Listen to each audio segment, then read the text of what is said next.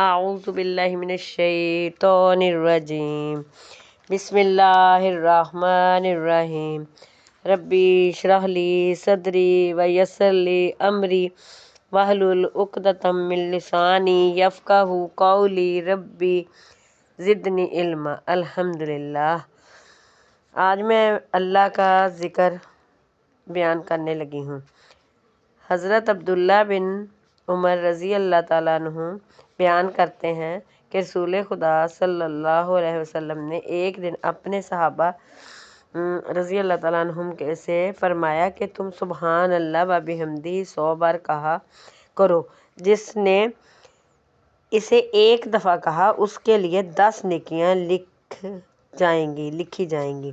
اور جس نے اسے 10 دفعہ کہا اس کے لیے 100 نیکیاں لکھی جائیں گی اور جس نے اسے 100 دفعہ کہا اس کے لیے 1000 نیکیاں لکھی جائیں گی اور جس نے اس سے بھی زیادہ کہا اللہ تعالیٰ اسے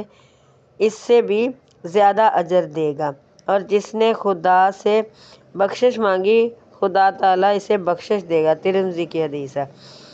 حضرت ابن مسعود رضی اللہ تعالیٰ عنہ بیان کرتے ہیں کہ رسول خدا صلی اللہ علیہ وسلم نے فرمایا کہ جس رات مجھے معراج ہوئی میں حضرت ابراہیم علیہ السلام سے ملا تو انہوں نے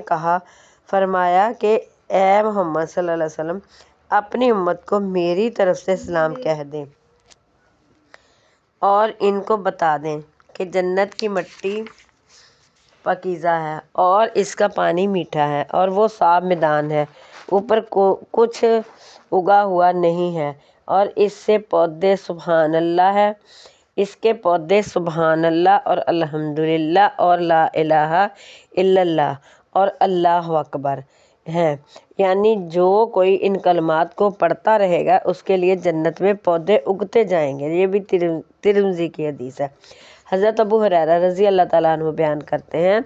کہ میں ایک درخت لگا رہا تھا کہ رسول خدا صلی اللہ علیہ وسلم میرے پاس سے گزرے اور فرمایا کہ اے ابو ہریرہ تم کیا لگا رہے ہو؟ میں نے عرض کیا کہ اپنے لیے ایک درخت لگا رہا ہوں. آپ صلی اللہ علیہ وسلم نے فرمایا کہ کیا میں تمہیں ایک ایسا درخت نہ بتاؤں جو تمہارے لیے اس درخت سے بہتر ہو؟ میں نے عرض کیا کہ کیوں نہیں یا رسول اللہ صلی اللہ علیہ وسلم, ضرور بتائیے. آپ صلی اللہ علیہ وسلم نے فرمایا کہ تو سبحان اللہ اور الحمدللہ اور لا الہ الا اللہ اور اللہ اکبر پڑھ تو تیرے لیے ہر ایک کلمے کے عوض جنت میں ایک درخت لگا دیا جائے گا. ابن ماجہ کی حدیث ہے. حضرت ابو درداء رضی اللہ تعالیٰ عنہ بیان کرتے ہیں کہ رسول خدا صلی اللہ علیہ وسلم نے مجھ سے فرمایا کہ تو سبحان اللہ اور الحمدللہ اور لا الہ الا اللہ اور اللہ اکبر کو پڑھنا اپنے اوپر لازم کر لے. یہ کلمات گناہوں کو اس طرح جھاڑ دیتے ہیں جس طرح درخت اپنے پرانے پتے جھاڑ دیتا ہے. ابن ماجہ کی یہ بھی حدیث ہے. عمر بن شعیب اپنے والد کے واسطے سے اپنے دادا سے روایت کرتے ہیں کہ رسول خدا صلی اللہ علیہ وسلم نے ارشاد فرمایا کہ جس نے صبح و شام 100 دفعہ سبحان اللہ پڑھا وہ اس کی مانند ہے جس نے 100 حج کیے اور جس نے صبح شام 100 دفعہ الحمدللہ پڑھا وہ اس کی مانند ہے جس نے اللہ کی راہ میں 100 غازیوں کو گھوڑوں پر سوار کیا. یا حضور نے فرمایا کہ اس کی مانند ہے کہ جس نے 100 غزووں میں حصہ لیا اور جس نے صبح و شام 100 دفعہ لا الہ الا اللہ پڑھا وہ اس کی مانند ہے جس نے حضرت اسماعیل کی اولاد میں سے 100 غلام آزاد کیے اور جس نے صبح و شام 100 دفعہ اللہ اکبر پڑھا. تو اس دن اس کے عمل سے زیادہ اچھا عمل کسی نے نہیں کیا سوائے اس کے جس نے پڑھا وہی جو اس نے پڑھا یا اس سے زیادہ پڑھا. یہ بھی ترمذی کی حدیث ہے. حضرت ابو ہریرہ رضی اللہ تعالیٰ عنہ بیان کرتے ہیں کہ رسول خدا صلی اللہ علیہ وسلم نے فرمایا کہ جس شخص نے دن میں 100 مرتبہ یہ پڑھا لا الہ الا اللہ وحدہ لا شریک لہ لہ الملک و لہ الحمد وہو علی کل شیء قدیر، خدا کے سوا کوئی عبادت کے قابل نہیں، وہ اکیلا ہے، اس کا کوئی شریک نہیں،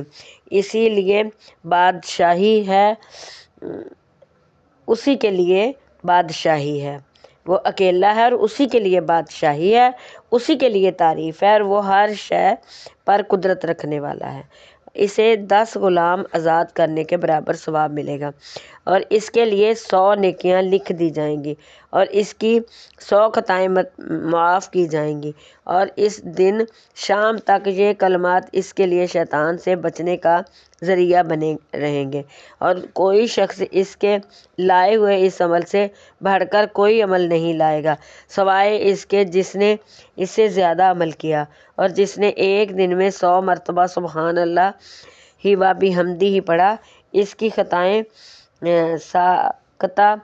کر دی جائیں گی، چاہے وہ سمندر کی جھاگ کے برابر ہوں۔ یہ مسلم شریف کی حدیث ہے۔ حضرت سعد بن رضی اللہ تعالیٰ عنہ بیان کرتے ہیں کہ ایک دیہاتی عرب رسول خدا صلی اللہ علیہ وسلم کی خدمت میں حاضر ہوا اور عرض کیا کہ مجھے کوئی کلام سکھائیے جو میں پڑھا کروں۔ حضور صلی اللہ علیہ وسلم نے فرمایا، یہ پڑھا کر لا الہ الا اللہ وحدہ لا شریک لہ اللہ اکبر کبیرہ والحمد للہ کثیرہ سبحان اللہ رب العالمین لا حول ولا قوۃ الا باللہ العزیز الحکیم۔ خدا کے سوا کوئی معبود نہیں، وہ اکیلا ہے، اس کا کوئی شریک نہیں، اللہ سب سے بڑا ہے، میں بڑے کی بڑائی بیان کرتا ہوں اور اللہ کے لیے بہت زیادہ تعریف ہے، میں اللہ کی پاکی بیان کرتا ہوں جو رب العالمین ہے، گناہ سے بچاؤ اور نیکی کی قدرت ہونا اللہ ہی کی طرف سے ہے جو زبردست